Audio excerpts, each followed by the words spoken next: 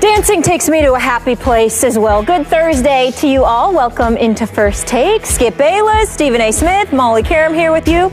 Gentlemen, good morning. Last second preparations. Yeah. How y'all doing? How are you? Both of you. Good. So that means good morning. It's going to be intense today. That's what you're telling me? Yep. All right. Let's get right into it then. Cam is leading his squad to an undefeated season, but that's not the only thing that makes him happy. Dancing does. Stephen A., what is your reaction to Cam's comments? Well, I have no problem with his electing to enjoy himself. I think that we have to understand something. Everybody has their own individual source of motivation. Obviously, when you think about Cam Newton and what he has been able to do this year, they've got the number 3 ranked offense in the entire NFL. Their passing attack is 28th in the NFL, but they've got the 3rd rushing attack in the NFL, the 3rd overall offense right now in the NFL. They're undefeated, one of only 2 undefeated teams in the NFL, the only undefeated team in the NFC. Right now, if the playoffs were to begin, the road to the Super Bowl through the NFC must come through Charlotte, North Carolina. So when you look at it from that perspective, you're having a ball. You also have to take into account the fact that he has to pay attention to what works for him. Okay? Certain people, just being quiet, demure, laid back, whatever words you want to use to describe their personality does not work for them.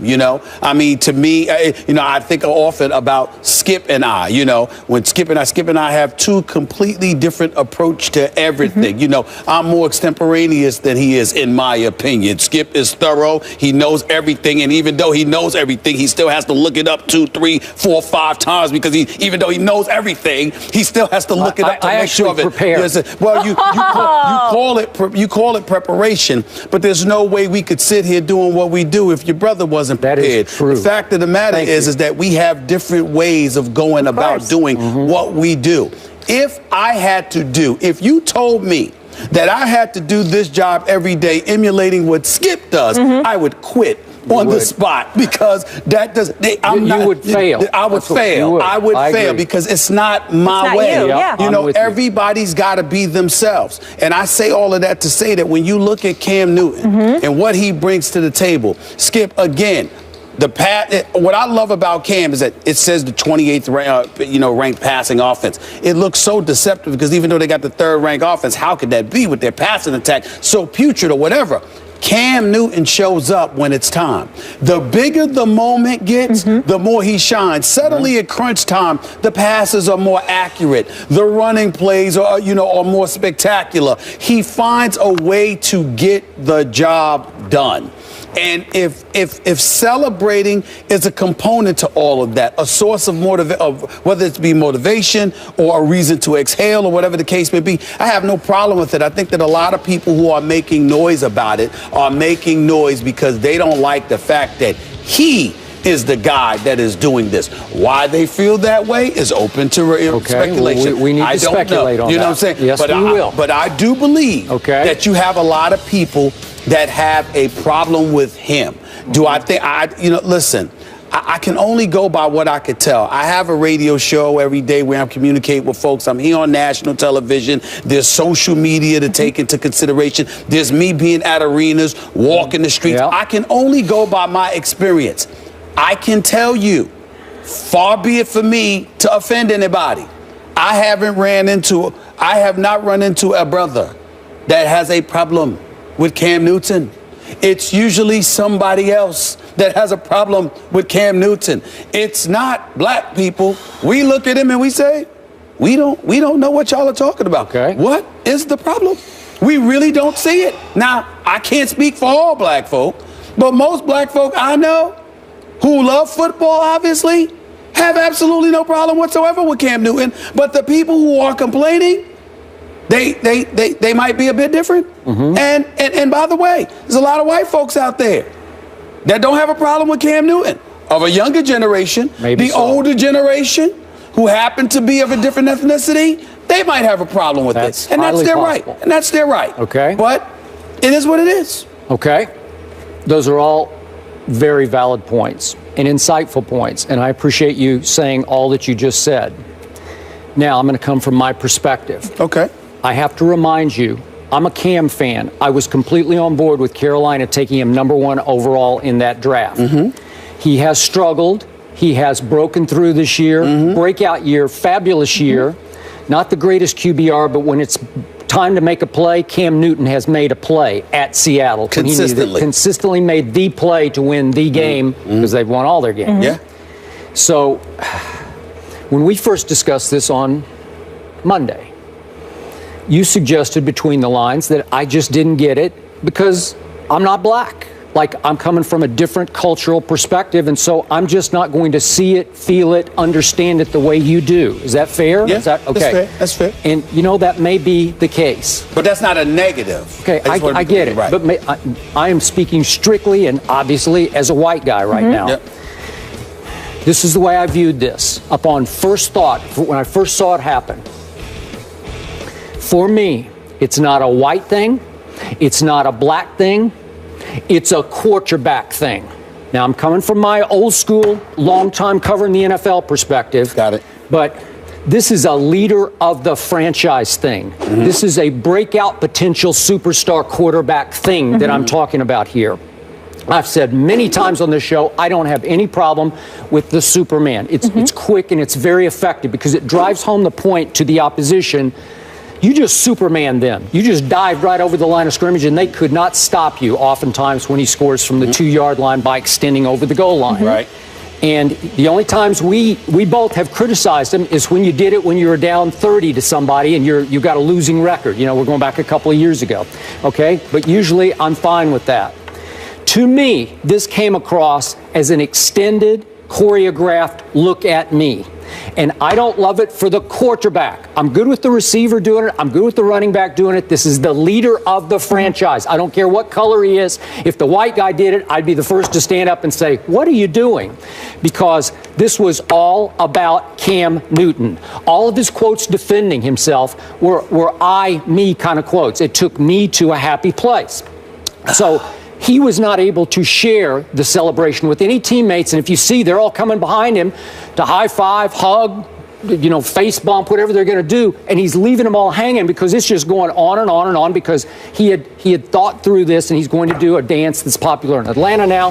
And a lot of people are going to love this. And I do not doubt the entertainment value of this for people of all colors because it's very entertaining because he's good at it. He was great at the dance.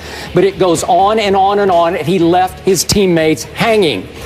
So my point is, football is a team game. How many times have I told you this? It is the ultimate unity game, far more than baseball or basketball or hockey or any other sport you want to talk about, soccer. Football is all about unity. The key to a championship run is the unity of a football team, and it starts with the quarterback.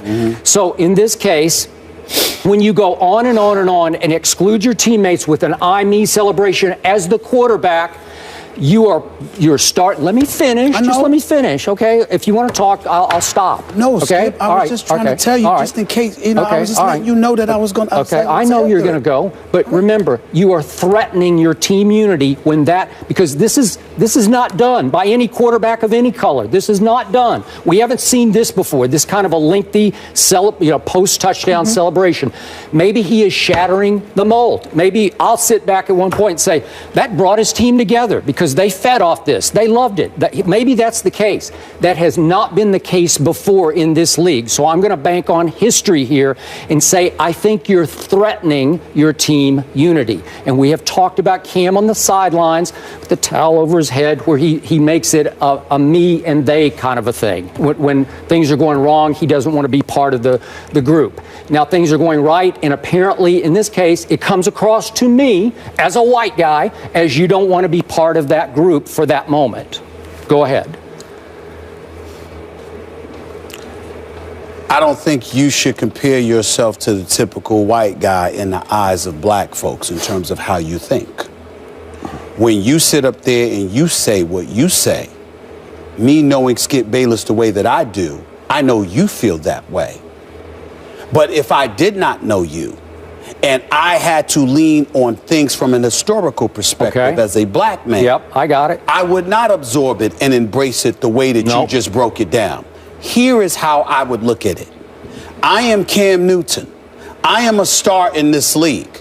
By the way, like you said, Georgia is popular in Atlanta. Where did Cam Newton go to high school? Westlake High School in Atlanta, Georgia. I got it. Okay, I got it. Same high school as Pac-Man Jones. All right. So you take that into consideration. He started Auburn, obviously, but ultimately, what this comes down to is that it's a dance. It's popular. He knows how to do it quite well, obviously, and he's celebrating it. So what happens is that when you see people standing up in an uproar about it, you can't convince. I'm not talking about you as in Skip Bayless. I'm talking about somebody who happens to not be black. You can't convince black folk that you're complaining about Cam Newton because that particular celebration and it took too long and his teammates were looking to celebrate with him and he left them hanging because he was too busy celebrating. I promise you, most of them enjoyed it. I know I enjoyed watching it. I thought he did it pretty damn good, to be quite honest with you. I hear you. But here's where it speaks to a bigger issue,